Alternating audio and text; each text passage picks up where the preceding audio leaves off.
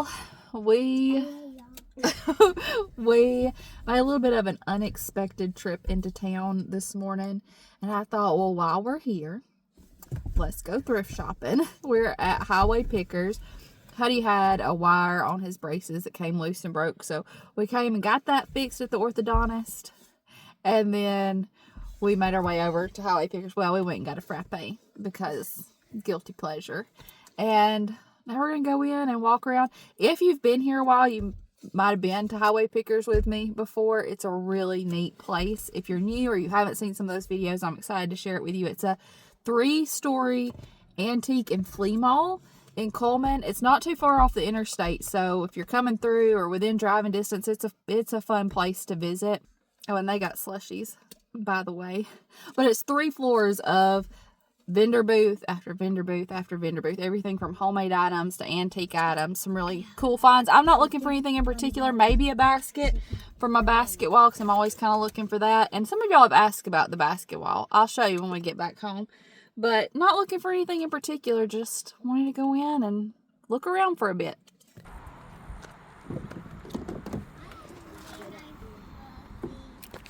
And y'all, it's 72, 73 degrees. I think I'm gonna make soup tonight too. I'll bring y'all along for that. We'll have a thrift shopping day and then make soup together tonight.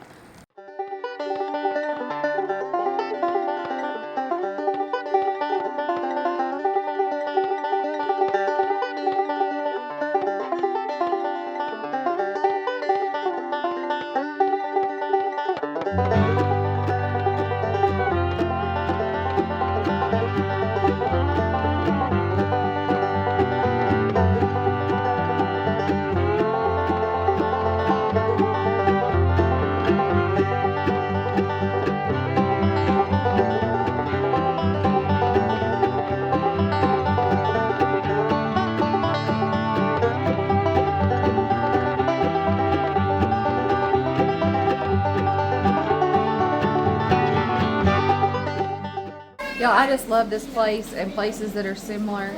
I've been to one in Gardendale. Somebody told me there's another one in Gardendale. One in Warrior. There's one in Arab we love to go to. It's called the Picker's Choice. And then this is Highway Pickers. If y'all know of any others here in Alabama that I could drive to and visit, let me know. Y'all told me about some. One up towards Huntsville. There's another one. Oh, Jasper. So those are on my list to go visit as well. But if you know of any other stores that are similar, let me know. Think we're gonna find anything neat, Hud? You never know in here, do you?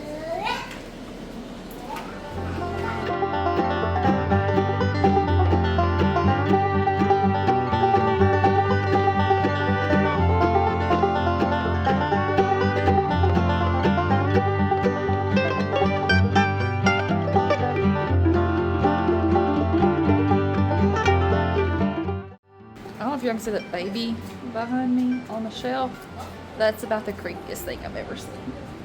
This space right here must be, I don't think this has always been open. I think maybe they're adding some new booths. These are the kind of things the kids want to buy. Giant plush giraffes. And the dinosaur that we saw. The metal dinosaur that we saw when we walked in the door. You put your finger, so let's say you want to do 5. You put your finger there and you go all the way around until it stops. Oh, Pyrex is so expensive. It is pretty neat when you find a full set, or a set of bowls like that, but I just can't pay that for them.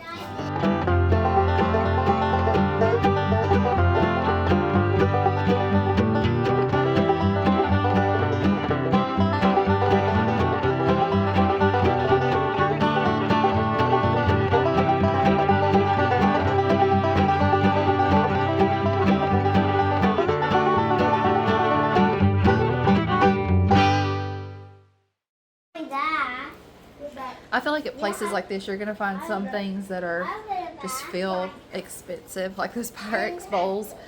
And then you'll find really good deals. Like thinking that you're like, oh, this is a good price for this. The Black Panther. Oh, y'all found Beanie Babies. I'm looking to eat. I'm looking to buy.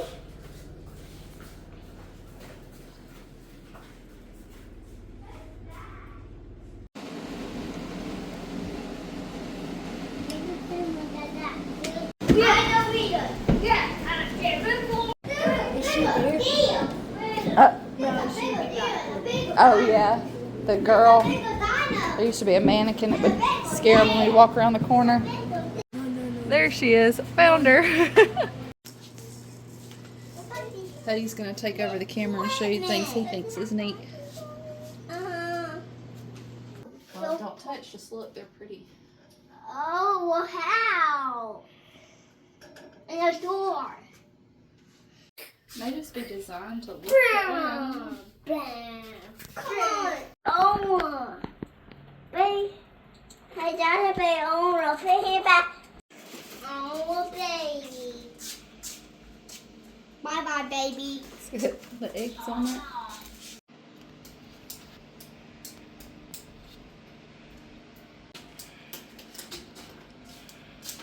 One of those, don't we? Somebody that works on shoes as a cobbler.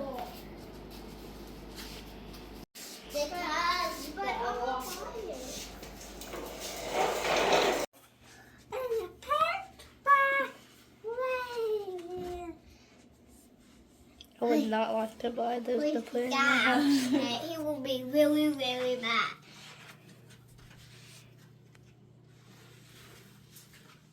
That's weird.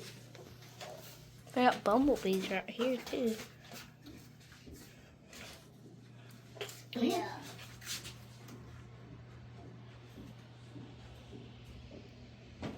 These are kind of creepy. Thanks, fill the bag for me. I will. Do you know what that is?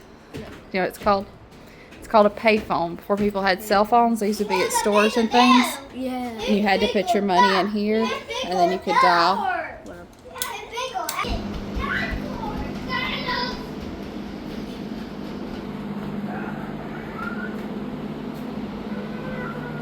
Found the toys. You don't have that one. Yeah, we do. I had this one. Look at these. Yeah, two dinos. Maybe Found a basket. Mom.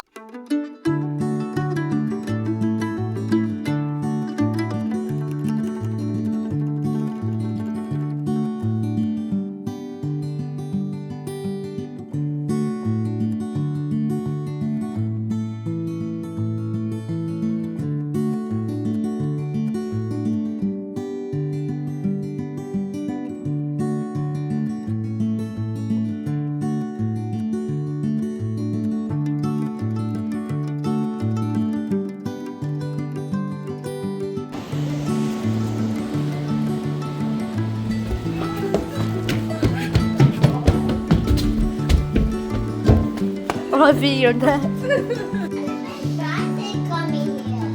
I don't make. Oh.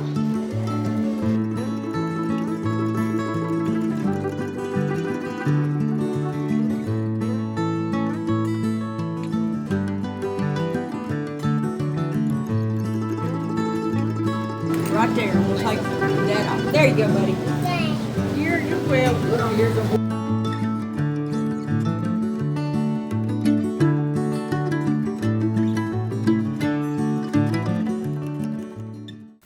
Huddy helped me out in there, and he did some filming for me, so I'm excited to go back and look at what all he thought was interesting. Thank you for helping me. This is my basket wall that I have going. It's right over my desk. My desk is right down here, and this is a wall in my bedroom. And it started with just, a couple of baskets that I found at the thrift store, and every now and again I run across one that I just really like, and I get it and add it to the wall. This one that I got today, I was going to go right up there. These are some that I've gotten. This one's one of my favorites. This is a favorite. Audrey got me that one when she went thrift shopping. I'm going to add this one up here. I'm going to get started on our soup. I'm making vegetable beef soup. I'm not trying to reinvent the wheel or anything, and I've shared this before, but I've just found a few ways to make this soup that our family really enjoys, so I thought I'd share those with you. And vegetable soup is just a comfort meal for me. My mom made a lot of vegetable soup, which they can theirs, and I haven't really canned a whole lot of vegetable soup, but I usually have everything on hand to be able to make it. It's one of those go-to meals I usually have everything for. My mom didn't put any meat in her vegetable soup, but I like to put ground beef in ours. Sometimes I'll even put breakfast sausage in it. This is the ground beef that we got from Butcher Box, and this is the closest store-bought, I guess you'd call it, ground beef that I have found to the beef that we get from my brother-in-law that he takes and we get from the butcher. That he raises and we get from the butcher. So I really like it. I have some of the other beef in the freezer, but just thought I'd use this tonight. And if you've not seen any of my Butcher Box videos, I can link, maybe I'll link the last box that I got so you can see some of the things we like to get. So I'm going to get this browning in my pot here. I've just found that my bunch seems to prefer to have meat in their vegetable soup.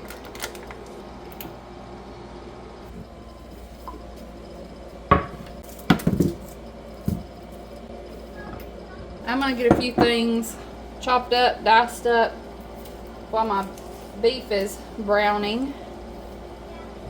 Sometimes I'll put a can of diced tomatoes in there, but when I have garden tomatoes, I'm going to just dice up a couple of those.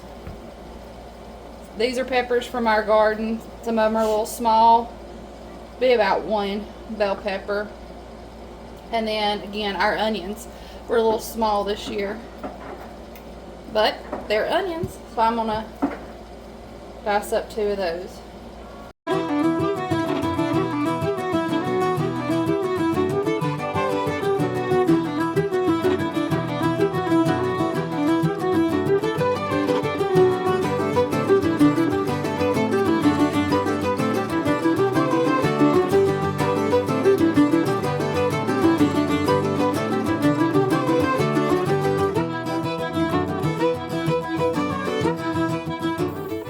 Looks like David's got Pawpaw out walking around the yard. Vegetable soup is really a use up what you got kind of thing. I'm going to show you all the bag of vegetables that I've been buying from the grocery store that's frozen, so I have something to start off of and build on, and then I just use whatever I got. I feel like, to me, vegetable soup always needs tomatoes. Sometimes that's me putting a can of diced tomatoes in it, and sometimes it's me cutting up a few tomatoes. And I usually always put onion in it, but I'll usually always keep onion. Everything else, like the bell pepper, I don't always put bell pepper in it. Came out here to cut some okra. I don't always put okra in it, but sometimes I do. If I got it, I do. If I have some in the freezer frozen, I'll throw a little bit in there. We've got some that's growing out here that I had just about gave up on, y'all.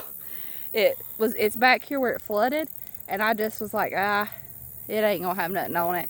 And one day David was like, you know, you got okra back there. What? Yeah, we do. So I'm gonna cut a little bit of okra to put in it.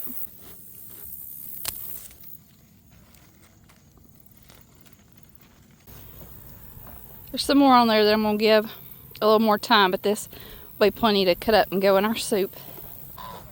We'll call this use what you got soup. Alright, to the ground beef, I'm gonna add 4 cups of beef broth, and that's better than bouillon. It didn't mix in all the way, but it'll mix as it heats up. You could use chicken broth, but I just like the beef flavor in this soup. And this is the bag of vegetables that I've been getting and just keeping in the freezer for when I want to make this. It's Picked Sweet Farms vegetables for soup. It has potatoes, carrots, it has tomatoes in here, corn, green beans, onions, peas, and celery. Whatever vegetables you like. If you want to use canned vegetables, But we like this one. And I'm not really even a huge fan of like celery. I like raw celery with some peanut butter on it. But cooked celery I'm not a huge fan of. In this though, I like it. I'll turn the heat back up a little bit since that was frozen. It cooled it down. All my fresh veggies that I chopped up.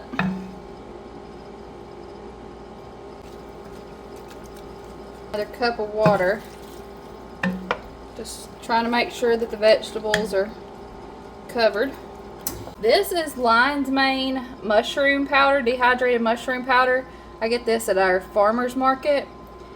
It has a good beefy flavor to it too, plus just a lot of good health benefits. I have it. I like to keep it, so I put that in there. This is a good place to use it. And more pepper. A little more salt.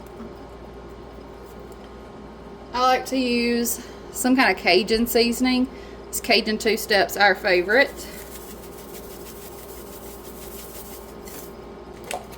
And I usually always put oregano in. Again, good health benefits, and I just like oregano and stuff.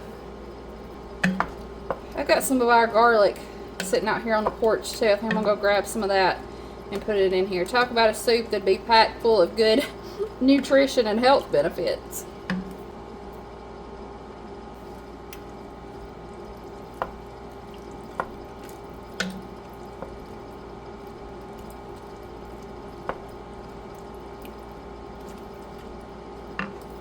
I'm going to bring this up to a boil, and then I'll turn it down to a simmer, put my lid on it, and let it go till all these vegetables are soft.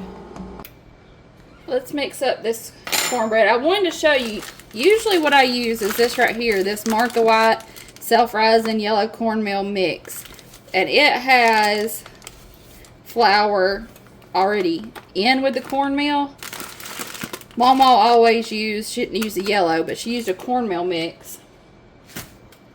I have been using this organic cornmeal from Azure, and I like it, but it's just cornmeal. So what I'm doing for my cornbread is I'm taking cornmeal and some self-rising flour and mixing them together. Doing 1.5 cups of the cornmeal.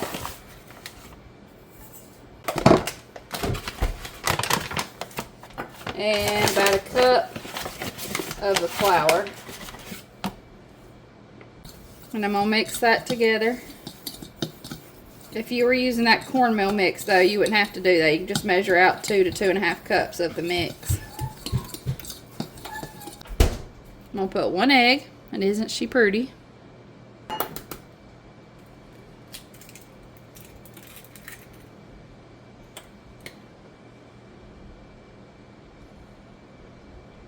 Break that up a little bit. And I don't usually measure my milk. I just know the consistency that I'm looking for. And I'm using sweet milk. You could use buttermilk if you wanted. But I'm using sweet milk. I'm reckoning it's about 1 cup. So let's see.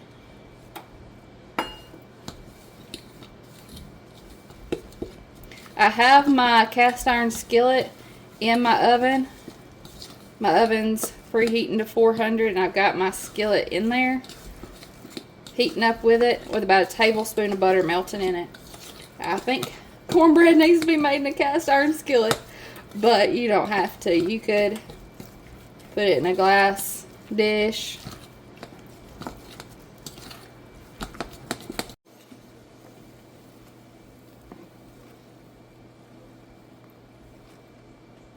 I am going to be participating in Soup Timber again. Leanne over at the Mennonite Farmhouse hosts that. And the whole month of September, there'll be a playlist, and every day there'll be a new soup recipe added to it. I'll have 2 days where I'm going to be adding soups, some videos making different soups. So that'll be coming up soon. I'm getting excited about that and planning for it. And I always enjoy getting some ideas from the other people who participate to add to our fall soup list. Well, the secret to good cornbread is it having a good crust. The secret to it having a good crust is putting it in this hot skillet with this butter melted in it. I guess you could use, you could use lard if you wanted to or something like that. But I just always use butter for my cornbread.